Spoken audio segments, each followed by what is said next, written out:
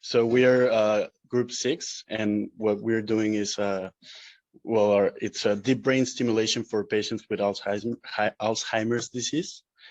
And so what we are, can you change the slide, is we are going to graphically model through the mental adaptive networks to see if DBS can actually ameliorate the complications that are present in Alzheimer's, especially in social interactions. So we're using a model between of a dialogue between two people to prove this with our graphs.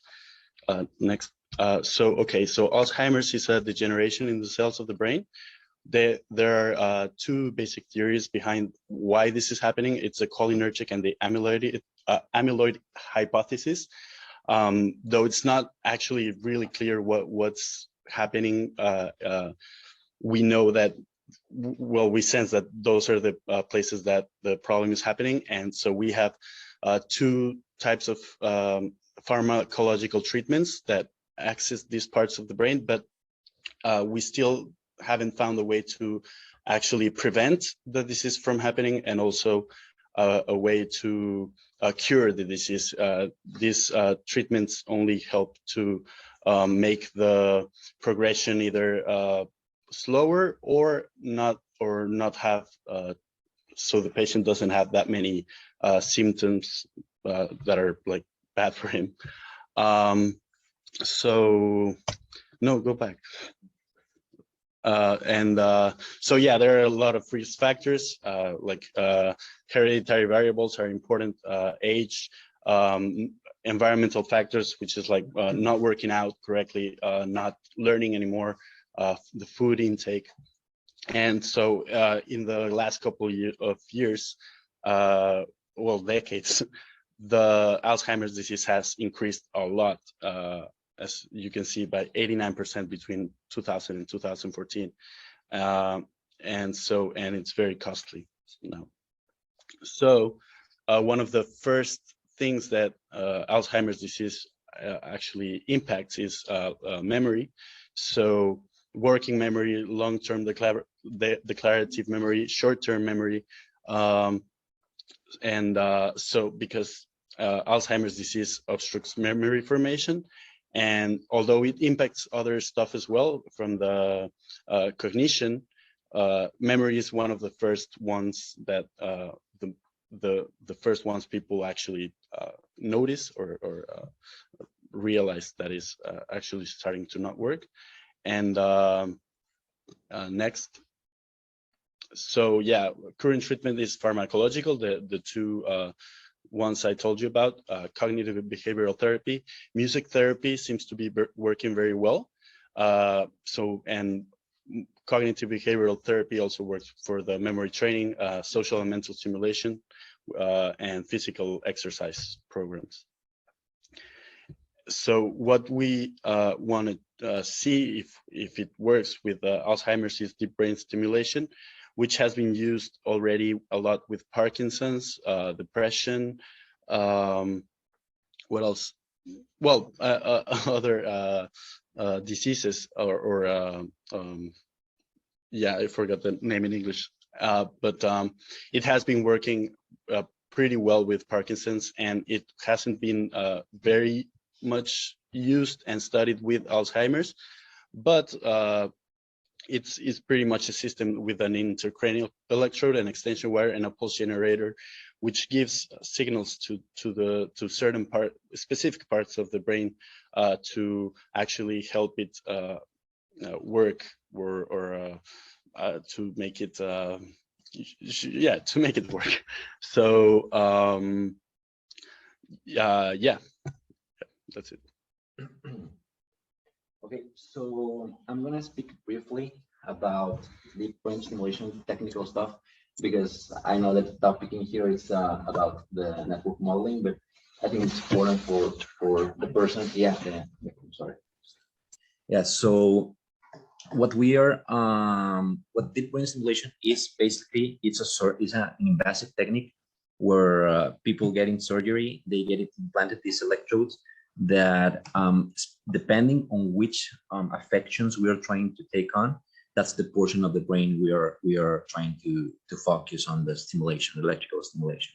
So usually it goes from 3 to 10 volts. It's a low voltage, and high frequencies as 90 or until 120 hertz.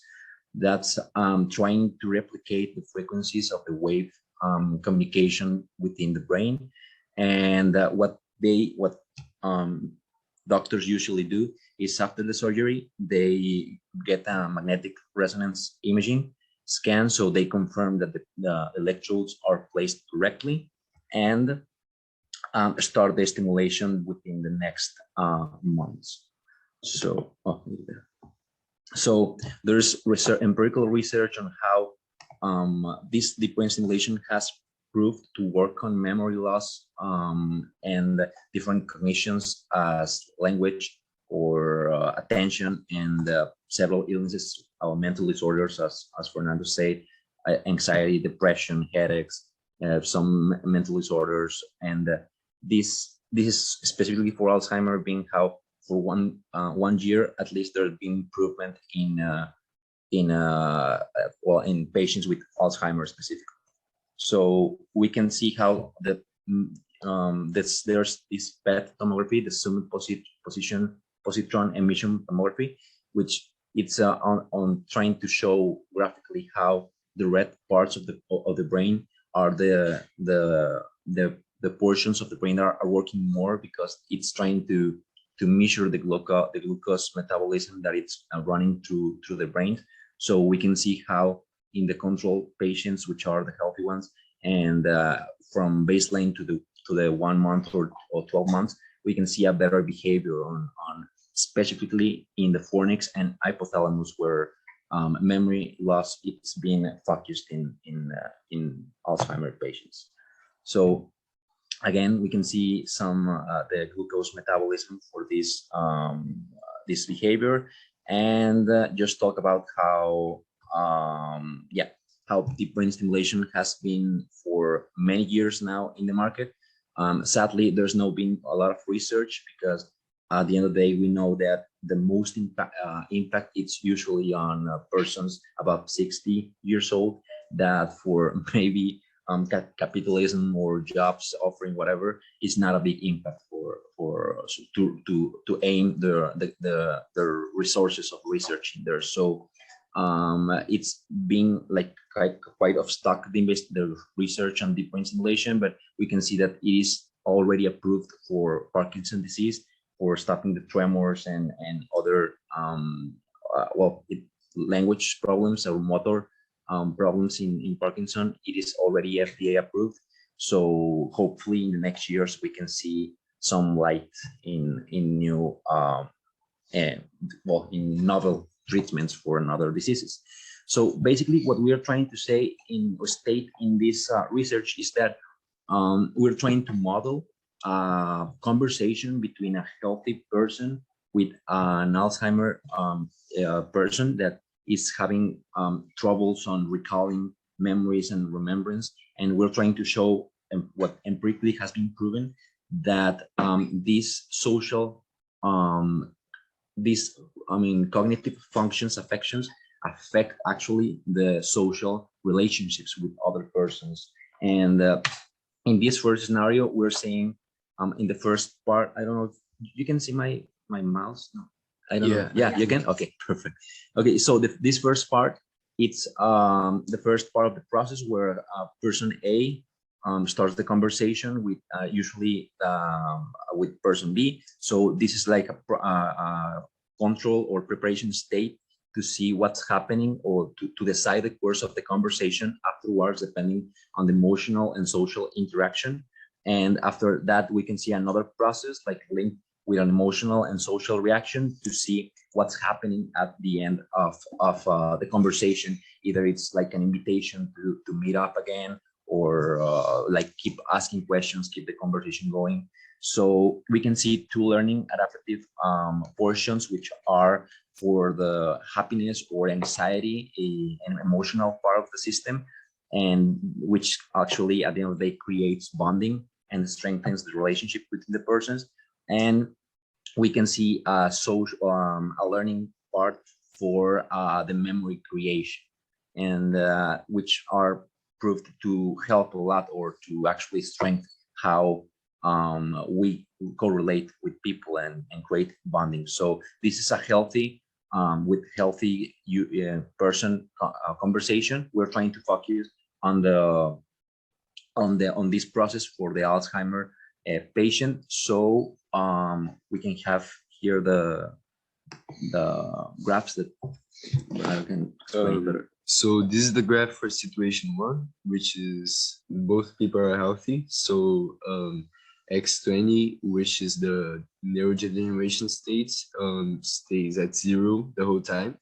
And we can see a clear progression of the execution and preparation states throughout the simulation. And they all achieve a constant value by the end of the time. So yeah. And here we can see the execution states and preparation states both isolated from the other states, so we can better analyze their values. So yeah, for instance, now we're trying to add some portions. We wanted to walk through the scenarios because we're adding below the portion that is the neurodegeneration, because at the end of the day, there's an eventual decayment of the cognitive functions because of the illness. So this is a negative input we are introducing to the system. And this is for simulation for a patient with Alzheimer, but it's an early onset Alzheimer where there still exists a learning adaptive behavior. I mean, he still can remember some things, and he still can feel happiness or emotional feelings by connecting with persons, but is not as fast as the healthy person. So this social bonding may be excuse me, maybe like slowly increasing. And we can see them in the graphs where, for instance, there's the resolutions are like the outputs, like Bernardo would say, are the social bonding and the interaction between the persons. And yeah, you can see how. So yeah, here we have the same lines as before, but now we have the X20, which is the neurodegeneration states. We can see it slowly coming up throughout the graph, and how it affects the execution and preparation states in the long term. So we see when it goes a little bit higher, the preparation and execution states go below. So we can clearly see how it affects a person with Alzheimer's. And this is just for the weights and speeds, just so we can see how this simulation is adaptive. Well, because it has some adaptations. I mean, you can go to, yeah, some adaptations, like normal adaptations for the person learning behavior, but not yet adaptations from something external, as we will see in scenario 3 and 4. I think we're missing some here. Okay, sorry. Wait. Yeah, I think we're missing the therapy at the low, like here. Right. Oh, this is missing. Yeah. Yeah. So can we go back to see if that's my bag? Yeah. That's my bag. Yeah, it's mine. Okay, so we're gonna like talk about in this portion. There was supposed to be, I mean, I snipped it wrongly and pasted wrongly, but in this portion there is a deep brain stimulation therapy input, which we're trying to help out and reducing the symptoms, especially on memory loss, to improve the communication between two persons. And yeah, so this in that portion, I think that the graphs are correct. So we will see how the therapy, it's actually improving the social connection and social bonding of the person. And scenario 4, it's similar. I think I snipped it wrong too, but it's like how it is helping for an severe affected Alzheimer person, which will be much lower, even though it's neurodegenerative disorder and it has no cure yet. I mean, it will help to relentlessly advance and help improve quality of life for the person. So yeah, I think these graphs are correct. Yeah, so here we can see the graphs for the same situation, but now with deep brain stimulation. And we can clearly see how the final states for preparation and execution states are higher when compared to the last situation, because now we have a positive influence of the deep brain stimulation, which is this red line coming up here. So it kind of balances out the damage the neurodegeneration does. Yeah. So yes, that is wrong.